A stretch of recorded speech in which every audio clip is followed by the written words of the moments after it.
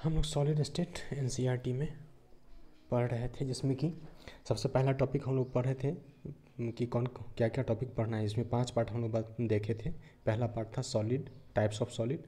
दूसरा पार्ट से lattice structure, unit cell and close packing. तीसरा पार्ट से डिफेक्ट्स इम्परफेक्शन। चौथा पार्ट से इलेक्ट्रिक प्रॉपर्टीज़ एंड पांचवा पार्ट है मैग्नेटिक प्रॉपर्टीज़। पहला पार्ट हम लोग पूरा कंप्लीट कर लिए थे, सॉलिड एंड देयर टाइप्स, जिसमें हम लोग देखे थे कि सॉलिड 2 टाइप का होता है, अमॉर्फस एंड क्रिस्टलाइन। दूसरा देखे थे क्रिस्टलाइन सॉलिड का 4 टाइप हुआ था, मोलिकुलर सॉलिड, आयनिक सॉलिड, मेटालिक सॉलिड, कोवेलेंट और नेटवर्क सॉलिड। तो इस तरह से ये कंप्लीट टॉपिक कर लिए थे। तब हम लोग उम्मीद करते हैं कि हम लोग के पास क्वेश्चन जो है वो इन टेक्स्ट का सॉल्व हो गया होगा। तो आप लोग अगर सॉल्व कर लिए हैं तो एक बार इससे मिला लीजिए। तो शुरू करते हैं solution of NCERT solid state in text questions, question number 1.1 से। 1.1 में क्वेश्चन में आप देखिएगा तो पहला क्वेश्चन है why are solids rigid. Why are solids rigid, solid rigid क्यों होता है। तो ये क्वेश्चन आपको है सॉलिड एंड देयर प्रॉपर्टीज़, पहला पार्ट जो किए थे देयर प्रॉपर्टीज से सॉलिड्स आर रिजिड। तो वाई रिजिड, तो सॉलिड का डेफिनेशन से हम लोग जानते हैं कि उसका इंटरमोलिकुलर फोर्स बहुत ज़्यादा होता है और इंटरमोलिकुलर फोर्स बहुत ज़्यादा होता है और थर्मल एनर्जी बहुत ही लो होता है। तो इस बेसिस पर हम लोग इसका आंसर कर सकते हैं कि why are solid rigid. Solid rigid क्यों हो गया। सॉलिड रिजिड इसलिए हो गया क्योंकि उसका इंटरमोलिकुलर फोर्स बहुत ही स्ट्रॉन्ग है और कंस्टिट्यूएंट्स पार्टिकल्स एकदम से क्लोजली पैक है इंटरमोलिकुलर फोर्स के कारण, और इंटरमोलिकुलर स्पेस भी निग्लिजिबल है। इसलिए सॉलिड क्या हो जाएगा, रिजिड हो जाएगा। राइट। सो आंसर हम लोग ऐसे कर सकते हैं, the intermolecular force of solid is high, intermolecular space is low and constituent particles are closely packed, hence solids are rigid. Next question हम लोग देखते हैं। क्वेश्चन दूसरा है why do solids have definite volume। Solid का volume definite क्यों होता है। तो वॉल्यूम डेफिनिट मतलब उसका आयतन फिक्स क्यों होता है, निश्चित क्यों होता है। तो ना तो ब्लो करेगा ना फ्लो करेगा। क्यों नहीं ब्लो फ्लो करेगा, क्योंकि इंटरमोलिकुलर फोर्स स्ट्रॉन्ग तो है नहीं। तो कंस्टिट्यूएंट्स पार्टिकल्स क्लोज पैक रहेगा, जहाँ है वहीं पर रहेगा, तो इसलिए उसका क्या होगा, वॉल्यूम निश्चित होगा, फिक्स होगा।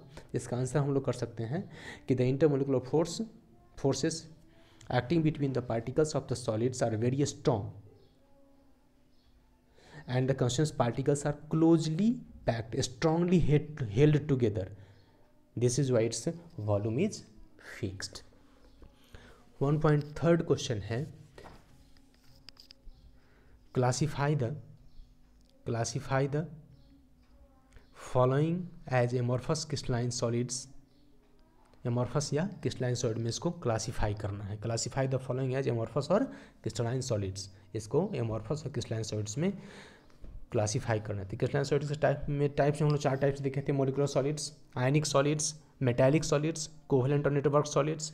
मोलिकुलर सॉलिड्स बना हुआ था कोवेलेंट मॉलिक्यूल्स का, आयनिक सॉलिड बना हुआ था आयंस का, मेटालिक सॉलिड्स बना हुआ था मेटालिक एटम्स का और या उसके कटायंस और इलेक्ट्रॉन्स का। उसी तरह से कोवेलेंट और नेटवर्क सॉलिड बना हुआ था कार्बन का, नॉन मेटलिक एटम्स का। इसका मतलब इसमें से जो एग्जाम्पल्स में से, इस क्वेश्चन में से जो कोवेलेंट मॉलिक्यूल्स होगा, आयनिक मॉलिक्यूल्स होगा, या मेटालिक एटम्स होगा या मेटल होगा, या कोवेलेंट एटम होगा या कोवेलेंट एलिमेंट होगा, नॉन मेटल एलिमेंट होगा, तो वो क्या होगा, क्रिस्टलाइन सॉलिड होगा। तो पॉलीयूरिथेन पॉलीमर है इसलिए अमॉर्फस सॉलिड होगा। नैप्थेलीन ऑर्गेनिक कंपाउंड है इसलिए कोवेलेंट मॉलिक्यूल्स है, इसलिए molecular solid means crystalline solid होगा। बेंजोइक एसिड ऑर्गेनिक कंपाउंड है means molecular solid, crystalline solid होगा। टेफ्लॉन क्या है, टेफ्लॉन आप देखिएगा तो टेफ्लॉन एक पॉलीमर है, टेट्राफ्लोरोइथीन का पॉलीमर होता है। तो टेफ्लॉन पॉलीमर है तो पॉलीयूरिथीन भी पॉलीमर था, टेफ्लॉन भी पॉलीमर है, तो टेफ्लॉन क्या हो जाएगा, टेफ्लॉन भी अमॉर्फस सॉलिड हो जाएगा। पोटेशियम नाइट्रेट आयनिक कंपाउंड है KNO3, इसलिए क्या हो जाएगा, आयनिक सॉलिड हो जाएगा मीन्स क्रिस्टलाइन सॉलिड होगा। सेलोफेन वो साटने वाला, तो वो भी पॉलीमर है तो इसलिए क्या हो गया, प्लास्टिक है तो इसलिए क्या हो जाएगा, वो भी अमॉर्फस सॉलिड हो जाएगा। पॉलीविनाइल क्लोराइड पीवीसी जिसका पाइप बनता है, ये भी क्या है, विनाइल क्लोराइड का पॉलीमर है, इसलिए ये क्या हो जाएगा, एमॉर्फस सॉलिड। फाइबर ग्लास है, फाइबर है, प्लास्टिक है, पॉलीमर है, ये सब एमॉर्फस सॉलिड में आएगा, इसलिए फाइबर ग्लास भी क्या हो जाएगा, एमॉर्फस सॉलिड। कॉपर एक मेटल है, तो मेटल कैसा होगा, metallic solid means crystalline solid होगा। तो इस तरह से हम लोग देख रहे हैं क्रिस्टलाइन सॉलिड में कौन कौन आएगा। क्रिस्टलाइन सॉलिड में आएगा naphthalene, benzoic acid, potassium nitrate और कॉपर। जबकि एमॉर्फस सॉलिड में कौन कौन आएगा, polyurethane, Teflon, cellophane, polyvinyl chloride, fibre glass. तो इस तरह से इसका क्लासिफिकेशन एक बार आप कर लीजिए, अपने से कॉपी पेन लेके बैठना है, एनसीईआरटी बुक लेके बैठना है और पढ़ते हुए कंप्लीट करना है। फोर्थ क्वेश्चन है, why is glass considered a super cooled liquid. तो ग्लास एक मिक्सचर होता है ऑक्साइड्स और कार्बोनेट्स का, तो एक मिक्सचर है और ये मिक्सचर बनने के बाद जब ये बनता है तो बनने में क्या होता है कि ये सुपर कूलिंग करके बनाया जाता है, मतलब अचानक से कूल करते हैं।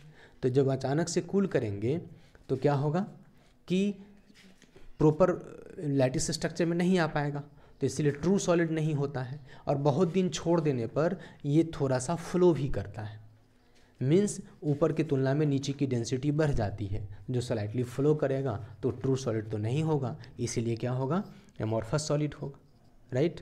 तो इसीलिए ग्लास एमॉर्फस सॉलिड है, ऊपर से नीचे की तरफ उसकी डेंसिटी बहुत दिन छोड़ देने पर बढ़ जाता है, इसलिए इसको क्या बोलते हैं, इसलिए इसको बोलते हैं सुपर कूल्ड लिक्विड। तो ग्लास जब बनता है ना, तो बनाने में क्या है कि बहुत तेज़ी से कूल करते हैं हम लोग। किसका कूल करते हैं, तो ये सिलिकेट्स होता है, ऑक्साइड्स होता है, कार्बोनेट्स, इसका मिक्सचर होता है, तो इसको रैपिडली कूल करने से बनता है। मॉल्टन सिलिकेट्स का रैपिडली कूल करने से बनता है। तो कूल करने से बना है तो कूल तो हुआ, लेकिन पूरा प्रॉपर कूल नहीं हो पाया है, इसलिए क्या होगा, ऊपर से नीचे की तरफ थोड़ा सा फ्लो करेगा, बहुत दिन छोड़ देंगे तो इसलिए इसको क्या बोलेंगे, सुपर कूल लिक्विड। आंसर हम लोग करेंगे प्रॉपर वे तो क्या लिखेंगे, glasses considered super cool liquid because on standing for a very long time the density of glass in lower parts becomes higher, that's its flow from upper to lower parts, this is why it is called super cool liquid, it is amorphous solid। 1.5 question कहता है refractive index of solid is observe to have the same, जब same होगा तो इसको isotropic बोलेंगे, different होगा तो anisotropic बोलेंगे। अब क्रिस्टलाइन और एमॉर्फस के डिफरेंस में देखे थे कि क्रिस्टलाइन एनिसोट्रॉपिक होता है और एमॉर्फस आइसोट्रॉपिक होता है, मीन्स उसका रिफ्रैक्टिव इंडेक्स ऑप्टिकल प्रॉपर्टीज़ है, optical properties, magnetic properties, mechanical strength, electric property, अगर अलग अलग पार्ट से डिफरेंट हो जाता है तो क्रिस्टलाइन सॉलिड होगा, एनिसोट्रॉपिक होगा। अगर अलग अलग पार्ट से सेम रह जाता है, refractive index have the same value, अगर सेम रह जाता है तो आइसोट्रॉपिक होगा, इसका मतलब एमॉर्फस सॉलिड होगा। और एमॉर्फस सॉलिड क्या होता है, ट्रू सॉलिड नहीं होता है। तो क्वेश्चन कह रहा है refractive index of solid observe to have the same value along all the directions. तो ये पहला लाइन का मीनिंग हो गया कि यह एमॉर्फस सॉलिड के बारे में बता रहा है, तो जिसके बारे में बता रहा है एमॉर्फस सॉलिड है। Comment on the nature of the solid, तो कमेंट हो गया it is amorphous solid because it is isotropic in nature, that is refractive index remain the same, hence it is amorphous solid. Would it show cleavage property? No, answer will be no, कि नहीं show करेगा। क्यों? क्योंकि crystalline solid ही cleavage property show करता है, काटने पे शार्पनेस देता है, एमॉर्फस सॉलिड नहीं देता है। इस तरह से 1.1 से लेकर 1.5 तक सारा आंसर हम बोल दिए हैं। अब इसको आप आराम से देख करके लिख लीजिए तो पूरा हो जाएगा। 1.6 क्वेश्चन देखते हैं। 1.6 क्वेश्चन में हम लोग देख रहे हैं कि ये क्या किया है, क्लासीफाई किया है। किसका क्लासीफाई करने के लिए पूछ रहा है कि इसको classify the following solids in different categories based on the nature of intermolecular forces operating in them. Potassium sulphate ionic solid है, K2SO4। टीन मेटेलिक सॉलिड है, बेंजीन तो कोवेलेंट मॉलिक्यूल्स है बेंजीन, इसलिए मॉलिक्यूलर सॉलिड है। Urea covalent molecules है, इसलिए molecular solid है। Ammonia hydrogen bonded से बढ़ा हुआ है, इसलिए मॉलिक्यूलर सॉलिड है। वाटर हाइड्रोजन बॉन्डेड से बना हुआ है, इसीलिए ये भी अमोनिया की कैटेगरी में molecular solid, hydrogen bonded molecular solid होगा। जिंक सल्फेट ZnSO4, ये आयनिक कंपाउंड होगा, पोटेशियम सल्फेट जैसे K2SO4 ZnSO4, इसलिए क्या होगा, आयनिक सॉलिड होगा। ग्रेफाइट, कार्बन का ग्रेफाइट और डायमंड, ये दोनों क्या है, ये दोनों नेटवर्क सॉलिड है। तो ग्रेफाइट क्या है, नेटवर्क सॉलिड है, कार्बन का बना हुआ है। रुबिडियम मेटल है, फर्स्ट ग्रुप एलिमेंट्स का lithium sodium potassium rubidium, rubidium क्या है, मेटल है, बहुत एक्टिव मेटल है, इसलिए इसे मेटालिक सॉलिड कहेंगे। आर्गन इनर्ट गैस है, तो सारे inert gas molecular solid dispersion force वाला होगा, तो मॉलिक्यूलर सॉलिड का पहला टाइप होगा non polar molecular solids. Silicon carbide the silicon carbide और diamonds are the typical example of network solid, NCERT के लाइन में हम लोग देखे थे। तो सिलिकॉन कार्बाइड क्या हो गया, सिलिकॉन कार्बाइड हो गया कोवेलेंट और नेटवर्क सॉलिड। 1.7 क्वेश्चन कह रहा है solid A is a very hard electrically insulator in solid as well as in molten state and melts at extremely high temperature. What types of solid is it? इसका answer हम लोग देखेंगे। जैसे melting point extremely high है, तो melting point high इसका मतलब crystalline solid का वह टाइप होगा, इसका इंटरमोलिकुलर फोर्स बहुत स्ट्रांग होता है। तो बहुत स्ट्रांग में कौन होगा, या तो मेटालिक सॉलिड होगा, आयनिक सॉलिड होगा, नहीं तो कोवेलेंट सॉलिड होगा। मोलिकुलर सॉलिड का तो इंटरमोलिकुलर फोर्स वीक होता है, इसलिए मेल्टिंग पॉइंट हाई है, इसका मतलब हम लोग को मोलिकुलर सॉलिड छोड़ करके सोचना पड़ेगा आयनिक और मेटालिक सॉलिड की तरफ। फिर एक सेंटेंस बोल रहा है कि इलेक्ट्रिक इंसुलेटर, यह इलेक्ट्रिकल इंसुलेटर है in solid as well as in molten state, ये सॉलिड स्टेट में और मॉल्टेन स्टेट दोनों ही स्टेट में इंसुलेटर है, बैड कंडक्टर है। तो आयनिक सॉलिड तो मॉल्टेन स्टेट में गुड कंडक्टर है, metallic solid molten state solid से दोनों में ही गुड कंडक्टर है। इसका मतलब एक्सट्रीमली हाई से हम लोग सोचे थे कि आयनिक मेटालिक और कोवेलेंट में से कोई एक होगा, लेकिन जब देखते हैं यह इंसुलेटर है सॉलिड में भी और मॉल्टेन स्टेट में भी, तो आयनिक सॉलिड तो हो नहीं सकता क्योंकि लिक्विड स्टेट में गुड कंडक्टर है, मेटालिक सॉलिड हो नहीं सकता क्योंकि मॉल्टेन स्टेट और सॉलिड दोनों स्टेट में गुड कंडक्टर है। इसका मतलब सिर्फ एक ही बच गया, तो क्या होगा, कोवेलेंट और नेटवर्क सॉलिड। क्या होगा, कोवेलेंट और नेटवर्क सॉलिड। तो what types of solid is it, ये सॉलिड कैसा होगा, कोवेलेंट और नेटवर्क सॉलिड होगा। हम लोग 1.8 क्वेश्चन देखते हैं। आयनिक solid conducts electricity in molten state but not in solid state.